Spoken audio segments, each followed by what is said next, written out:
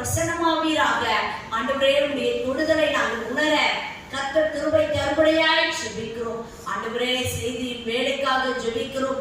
செய்தியின் வேலையில கர்த்தர் என்னோடும் எங்களோடும் அப்பா நீங்க பேசும்படியாய் ஜெபிக்கிறோம். வர வேண்டிய பிள்ளைகளை கர்த்தர் ஏற்பட கொண்டு வாங்க.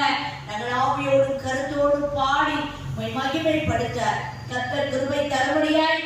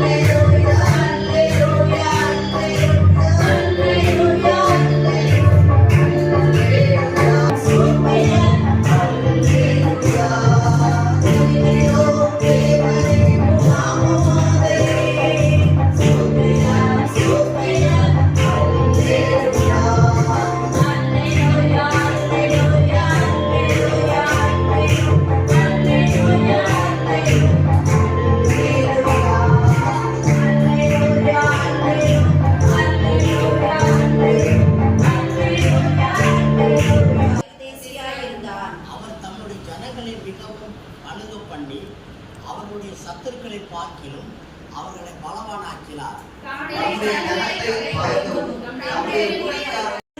மல்கியாவுல இருக்கு.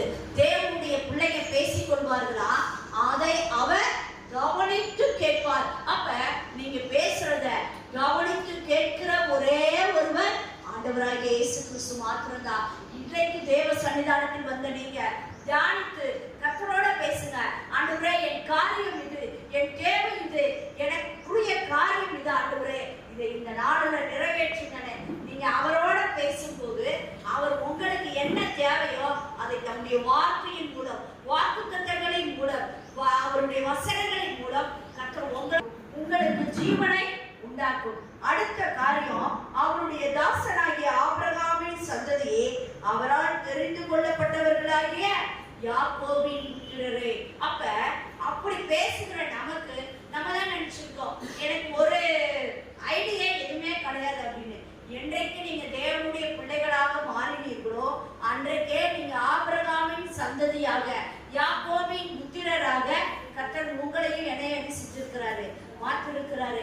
அன்றைக்கு அந்த சகை பாருங்க தன் பாவங்களை எல்லாம் அறிக்கையிட்டு இயேசுவிடம் வந்த போது ஆண்டவர் சொல்லுகிறாரே, இந்த ஆபிரகாமின் சுதந்திரமும் யாக்கோபின் சுதந்திரமும் ஈசா அதிகாரத்துல அந்த காரியங்கள் எல்லாமே அந்த ஆதியாகமத்தில் உள்ள எல்லா விஷயமே ஒரே அதிகாரத்திற்குள்ளாகவே என்ன செய்து 105வது சங்கீதத்துல சங்கீதக்காரனாகிய தாவீது ஆபிரகாமை கர்த்தர் எப்படி அழைத்தார், வழி நடத்தினார், யாக்கோபை எப்படி அவன் கோலும் கையுமாக அவன் புறப்பட்டு போகிறான், வனாந்தரமான காரியம், ஆனா கூட அவனை 2 பரிவாரங்களோட கர்த்தர் ஆசீர்வதிக்கிறார். ஈசாக்க பாருங்க, அவன் பஞ்ச காலத்தில் விதை விதைக்கிறான், 100 மடங்கு பலனை தருகிறார். இப்படி நம்முடைய முற்பிதாக்களை ஒன்றுமில்லாதவைகளில் இருக்கிறேன் என்று அவர்களை அழைத்து ஆசீர்வதித்து வழி நடத்தின தேவன் இன்றைக்கு ஆராதனைக்கு வந்திருக்கிற உங்களையும் இன்றைக்கு நாம் போகிற பாதை அந்த ஆபிரகாம் போல எங்க போறேனே தெரியல, ஆனா கர்த்தர் சொன்னா நான் புறப்பட்டு போகிறேன்.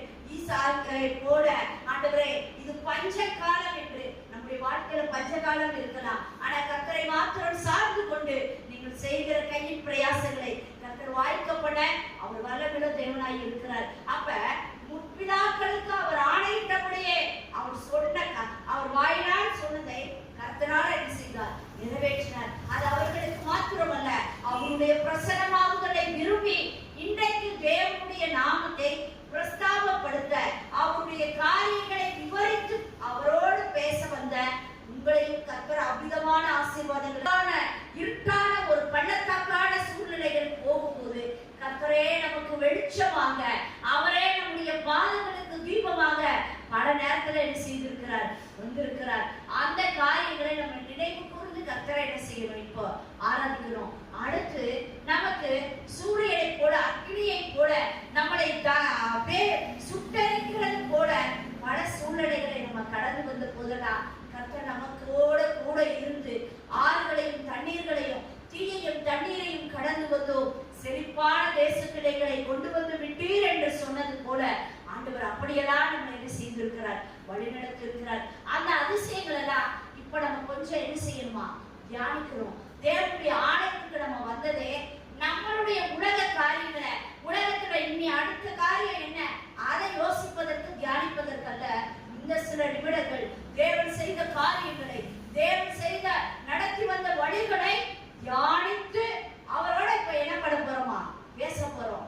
நீங்க அவரோட பேசுறீங்கன்னா அவர் நிச்சயமாக இன்றைக்கு தம்முடைய வார்த்தையின் மூலம் அவர் உங்களோட என்ன செய்வார், பேசுவார். நம்ம பல நேரத்துல என்ன பண்றது தெரியுமா, உலகத்துல இருக்கிற 1008 பேர்கிட்ட உப்புக்கே உதவாதவங்கிட்ட நம்ம காரியங்களை புள்ளி விவரமா சொல்லுவோம். ஆனா நமக்காக எல்லாவற்றையும் செய்து புறஜாதியாருடைய தேசத்தை கொடுத்தார். இன்னைக்கு வீடு இல்லைன்னு எத்தனை பேர் இருக்கோம்.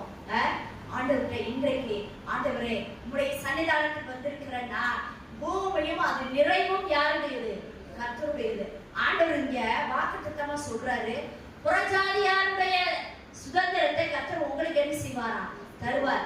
எத்தனை பேர் அதை இன்றைக்கு இப்ப விசுவாசித்து ஆண்டவர் எனக்கு அவர் புறஜாதிகளுடைய தேசத்தை உங்களுக்கு என்ன செய்வாரா, கொடுப்பார். அதை ரிசீவ் பண்ணீங்கன்னா நிச்சயமாக கர்த்தர் உங்களை ஒரு பிரதிஷ்டை பண்டிகைக்குள்ளாக கர்த்தர் உங்களை என்ன செய்வார், நிச்சயமாக கொண்டு செல்வார். அப்ப இன்றைக்கு தேவனை ஆராதிக்கும் போது ஆண்டவர்கிட்ட பேசுங்க. ஆண்டவரே எனக்கு எப்படி இருக்கிறோம் உங்களுக்கு தெரியும், நான் எவ்வளவு அதுக்குள்ள கஷ்டப்படுறேன்றது உங்களுக்கு தெரியும். ஆண்டவரே புறஜாதியாருடைய தேசத்தை எனக்கு தருவேன்னு நீங்க வாக்குத்தத்தம் பண்ணியிருக்கீங்க, எனக்கு தாங்கப்பான அவரோட அந்த காரியங்களை இன்றைக்கு தியானித்து பேசுங்க. நிச்சயமாக அதை சுதந்திரித்து அதற்கு ஒரு பிரதிஷ்டை ஆராதனை செய்கிற ஒரு நாட்களை கர்த்தர் சீக்கிரமாக என்ன செய்வார், உண்டு பண்ணுவார். கடைசி ஆண்டவர் சொல்றாரு, அந்நிய ஜாதிகளுடைய பிரயாசத்தின் பலனை சுதந்திரித்துக் கொண்டார்கள். இன்னைக்கு நம்ம பல நேரத்துல நினைக்கிறது என்ன, என் கையின் பிரயாசமே எனக்கு என்ன செய்ய மாட்டேங்குது, நிக்க மாட்டேங்குதுன்னு. ஆனா ஆண்டவர் இன்றைக்கு வாக்குத்தத்தம் சொல்றாரு, அந்நியருடைய அந்த பிரயாசத்தின் பலன் கூட உங்களுக்கு என்ன செய்யுமா? வந்து சேரும். ஏன் தெரியுமா? இவ்வளவு நாள் நம்ம ஓட்டப்பைக்குள்ள போட்ட மாதிரியே நம்ம காரியம் மட்டும் தங்க மாட்டேங்குது. ஆண்டவர் ஐஸ்வர்யத்தை, மேன்மைய, ஆசீர்வாதத்தை எல்லாத்தையுமே நமக்காக என்ன செஞ்சிருக்கிறாரு? தந்திருக்கிறாரு. ஆனா அதை விசுவாசித்து இப்ப ஆபிரகாம், ஈசாக்கு, யாக்கோபை பத்தி, யோசேப்பை பத்தி எல்லாம் முன்னாடி இருக்கு. இந்த முற்பிதாக்கள் எல்லாம் என்ன பண்ணாங்கன்னா, அவங்களுக்கு ஆண்டவர் கொடுக்கல. கொடுக்கறதுக்கு முன்னாடியே முதலாவது அவர் வார்த்தையை கொடுக்கிறாரு. நான் உன்னை பல ஜாதிகளுக்கு தகப்பனாக்குவேன், உனக்கு திரளான ஆஸ்திகளை தருவேன், ஐஸ்வர்யத்தை தருவேன். அவங்க எதுவுமே இல்லாத போது நம்மள மாதிரி எடக்கா நடக்கும் அப்படி உட்கார்ந்து இருக்கல. அவங்க என்ன செஞ்சாங்கன்னா, பிள்ளையே இல்லாத போது ஆபிரகாம் பிள்ளை பிறந்த மாதிரி, அதை கையில வச்சிருக்கிற மாதிரி, அதை விசுவாசித்து சுதந்திரித்து கொண்டனால ஒரு சுதந்திரத்தை கர்த்தர் அவனுக்கு என்ன செய்தார்? தந்தார். இன்றைக்கு நம்முடைய வாழ்க்கையில நம்ம பல நேரத்துல இப்ப இருக்கிற நம்முடைய சூழ்நிலையை மாத்திரம் தான் நம்ம என்ன செஞ்சுட்டே இருக்கோம், நினைச்சுட்டே இருக்கோம். நடக்கா கிடைக்கும், நானே இப்படி இருக்கிறேன், என் சூழ்நிலையே இப்படி இருக்கேன், இன்னைக்கு சாப்பாட்டுக்கே வழி இல்லையே. இல்லைங்க, தேவன் ஒரு வார்த்தையை கொடுத்தா அந்த ஆண்டவர் எனக்கு உரிமை சொத்தாக மாற்றுவார். நான் சீமானா இருப்பேன். நான் அநேகருக்கு கடன் கொடுக்கிறவனாக. மனிதர்கள்ட்ட பேசி பேசி பேசி பேசி நம்முடைய வாழ்க்கையில எதுவுமே நடக்கல, எதுவுமே நடக்கவும் நடக்காது. தேவனோட பேசுவோமா? தேவனோடு அவருடைய நாமங்களை தியானித்து பேசுங்கள். கர்த்தருடைய வார்த்தை நம்மை உயிர்ப்பிக்கும். கர்த்தருடைய வார்த்தை நமக்குள்ளாக கிரியை செய்யும். கர்த்தருடைய வார்த்தை நம்மை களிப்போடும் ஆனந்த சத்தத்தோடும் நம்மை புறப்பட பண்ண அவர் வல்லமையுள்ள தேவனாய் இருக்கிறார்.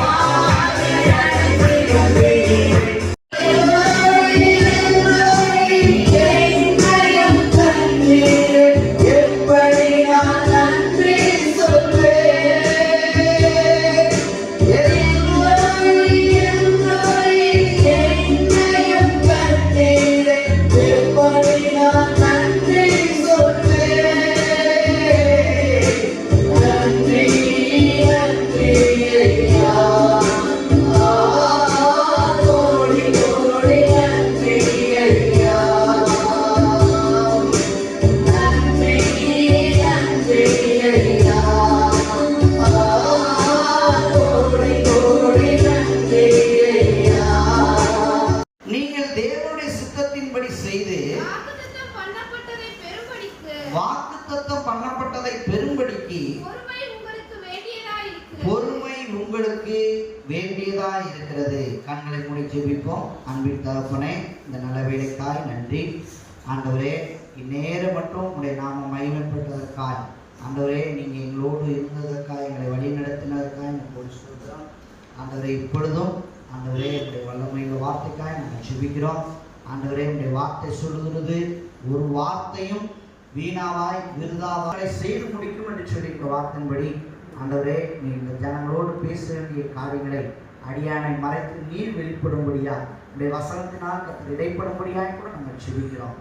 இயேசுவின் நாமத்தில் பிதாவே, ஆமென், ஆமென். எந்த ஜாதியிடத்திலும் செய்யப்படாத ஒரு அதிசயத்தை நான் என்ன செய்வேன்? நான் செய்வேன். 9ஆம் வசனத்துல இருந்து 13ஆம் வசனம் வரை வாசிங்க.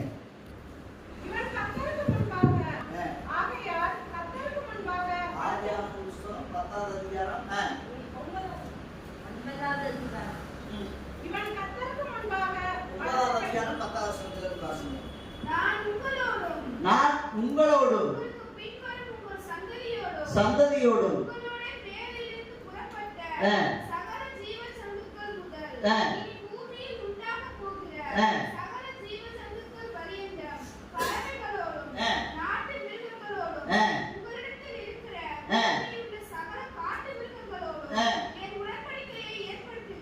உடன்படிக்கை ஏற்படுத்துகிறேன். அடுத்த வசனம்.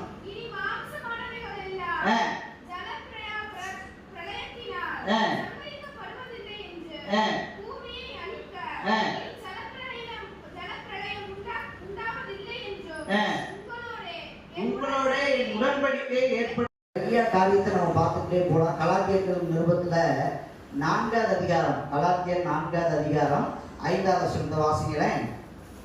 கலாத்தியர் 4வது அதிகாரம் 5வது வசனம். காலம் நிறைவேறும் பொழுது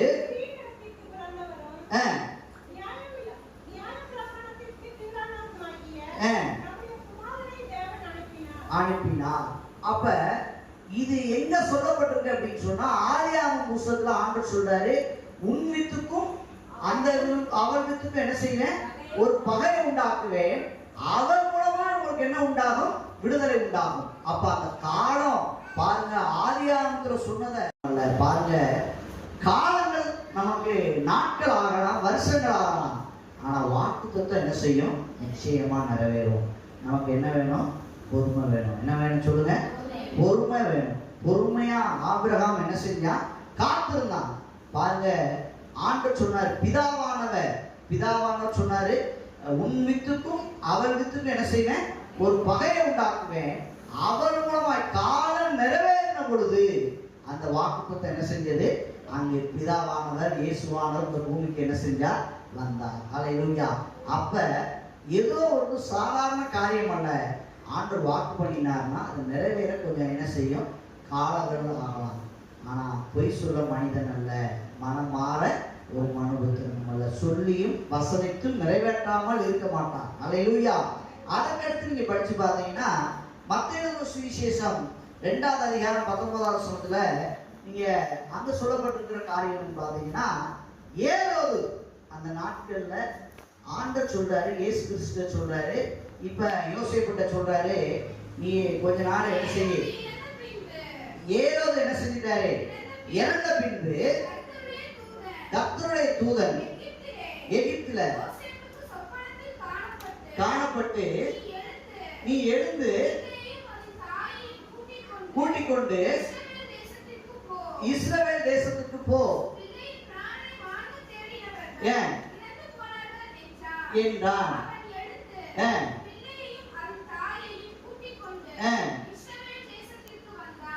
இங்கு பாருங்க, இந்த இயேசு கிறிஸ்து எங்க அவரு இருக்க வேண்டியவர் அப்படின்னா, இஸ்ரேல் தேசத்துல என்ன செய்யணும், இப்ப நம்மலாம் எங்க இருக்கணும் அப்படின்னா, இஸ்ரேல் தேசத்துலதான் என்ன செய்யணும், இருக்கணும். ஆனா இயேசு கிறிஸ்து எங்க இருந்தாரு, எகிப்துல இருந்தார். என்ன செஞ்சாரு, எகிப்துல இருந்தாரு. அங்க பாருங்க, அப்ப அந்த சொப்பனத்தினால அங்க சொல்லப்படுகிற யோசேப்புக்கு, உன்னை பிள்ளைய வாங்க தேடுகிற அந்த மனுஷன் என்ன செஞ்சிட்டான், ஏரோது என்ன செஞ்சிட்டான், இறந்துட்டான்.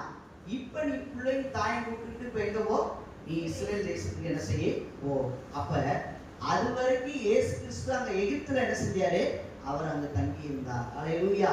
நம்மளோட சில நேரங்கள்ல ஆண்டு நம்மளை சொல்லுவாரு, ஒரு இடத்துல நீங்க என்ன செய்ய, இருங்க, அமர்ந்துருங்க.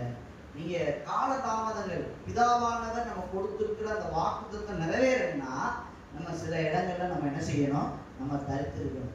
நம்ம என்ன செய்யணும்னா, அதெல்லாம் அங்கேயெல்லாம் என்ன செய்ய முடியாது, போக முடியாது, இங்கேயெல்லாம் இருக்க முடியாது அப்படின்றோம். பாருங்க, ஏரோது இறக்குறது வரைக்கும் எகிப்துல சாகணும்னா, அந்த வாக்குத்தத்தை நிறைவேறணும்னா நம்ம கொஞ்ச நாள் என்ன செய்யணும், நம்ம காத்திருக்கணும். ஹல்லேலூயா. அதுக்கடுத்து நீங்க பாத்தீங்கன்னா, அந்த எபிரேயர்கள் நிருபத்துல நீங்க அடுத்து அந்த பொறுமையா நம்ம காத்திருக்கிறப்ப நமக்கு என்ன சம்பவிக்குது அப்படின்னு சொன்னோம்னா, அந்த எபிரேயர்கள் நிருபம் 12வது அதிகாரத்துல 3வது வசனத்துல போட்டிருக்கு, ஆகையால்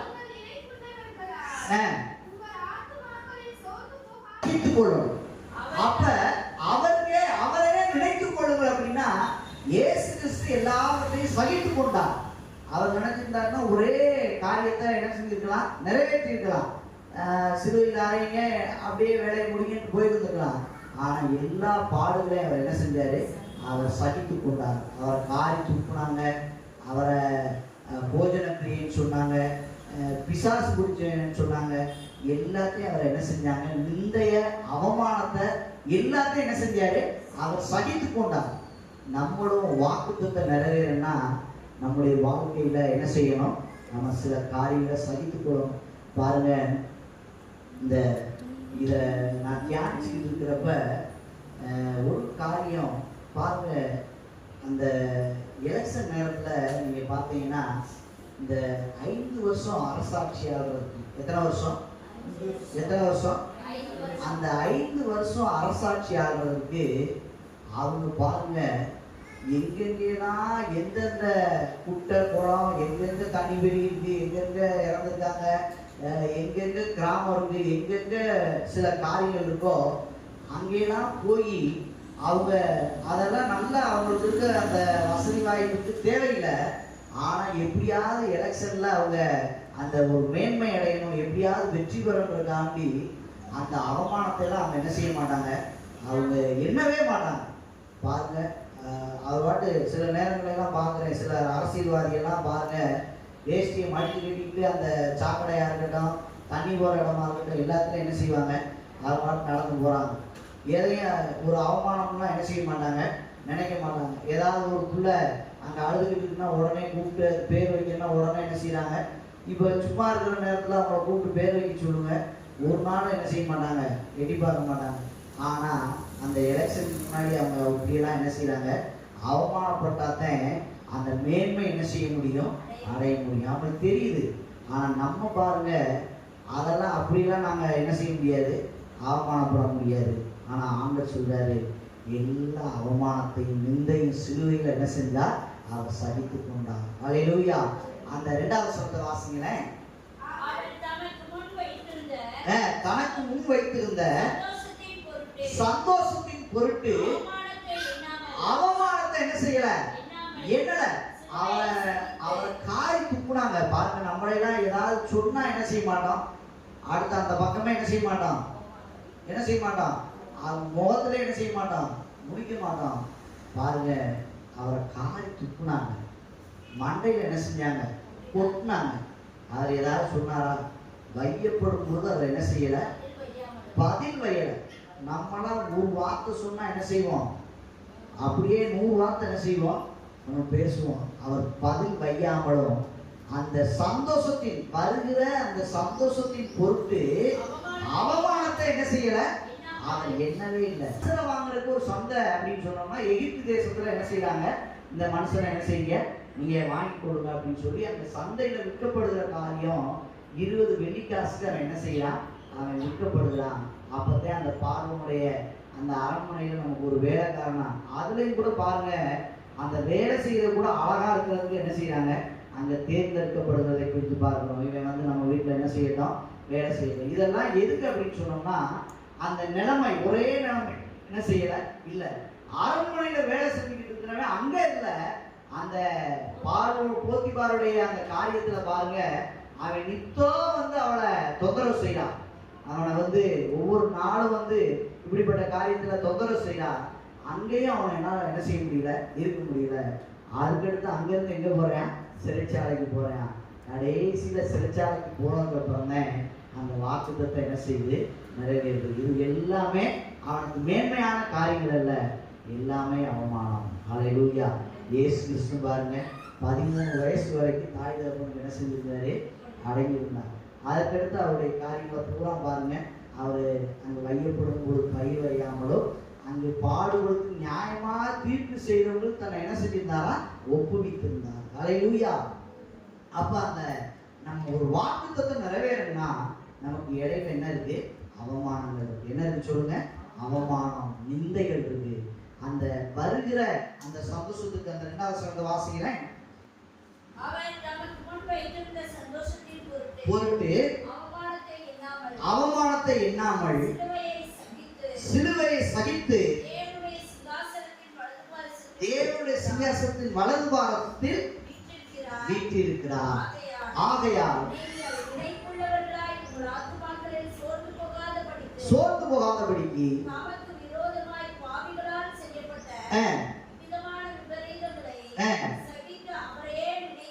அவரே என்ன செய்யுங்க. பாத்தீங்கன்னா அந்த சங்கீதம் 105வது சங்கீதத்துல அந்த 19வது வசனத்துல போட்டுக்கு நம்ம இன்னைக்கு வாசிச்ச அந்த சங்கீதத்துல நீங்க படிச்சு பாத்தீங்கன்னா அந்த கர்த்தர் சொன்ன வார்த்தை நிறைவேறும் அளவும் வசனம் அவனை என்ன செஞ்சது, புடமிட்டது. அல்லேலூயா. அந்த நிலையிடுங்க இந்த பக்கம் எங்களுக்கு பாதை இருக்குது. சிவகங்கை முடிஞ்சாச்சுன்னா அதுக்கப்புறம் எதுவுமே கிடையாது. இதுவே உலக காரியம். ஆனால் அது என்ன செய்யுதுன்னா நம்முடைய அந்த பொறுமை என்ன செய்யுதுன்னா சோதிக்குது. நம்ம அது என் மகன் வந்தான்னா இதை பிடிக்கி போட்டுருவேன், என் வீட்டுக்காரர் வந்தாருன்னா இப்படி செஞ்சிருவாரு அப்படின்னு சொல்லி தகாத காரியங்கள்லாம் சொல்கிறாங்க. நான் யோசித்தேன், நம்ம இதில் வந்து சத்துரு வந்து நமக்கு என்ன செய்யறான், வலையை விழிக்கிறேன். நம்ம பொறுமையாக இருக்கணும். அவங்க பேசுகிற மாதிரி பேசுறதுக்கு நமக்கு ரொம்ப நேரம் ஆயிடாது. அல்லேலூயா. நம்ம பழைய மனுஷனாக இருந்தோம், இல்லைன்னா சில காரியத்துக்கு நம்ம விடுதலை ஆகாமல் இருந்தோம்னா அவங்க மாதிரி பேசுறதுக்கு நமக்கு ரொம்ப நேரம் ஆகாது.